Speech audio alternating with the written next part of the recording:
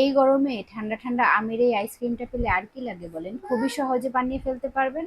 এখানে আমি ছোট ছোট কিউব করে কেটে নিয়েছি আম এবং বড় করে কেটে নিয়েছি। ব্লেন্ডারে আমি জাল করা দুধ দিয়ে দিচ্ছি, দিয়ে দিচ্ছি পরিমাণ মতো চিনি এবং গুঁড়া দুধ, আর কিউব করে কাটা আমগুলো দিয়ে দিচ্ছি,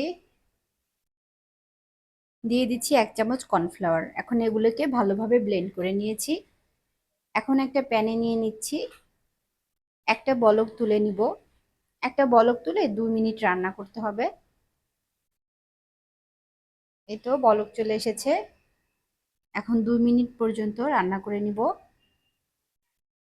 হয়ে গিয়েছে।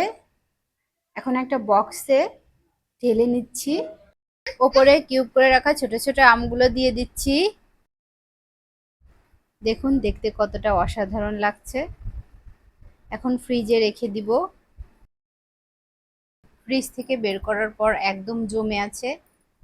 আমি ফ্রিজ থেকে বের করেই এটাকে সার্ভ করে দেখিয়েছি। এই গরমে এরকম ঠান্ডা ঠান্ডা আইসক্রিম কি যে মজা লাগে। আর এই আইসক্রিমটা খেতে খুবই মজা হয়েছিল। ভালো থাকবেন সবাই, আল্লাহ হাফেজ।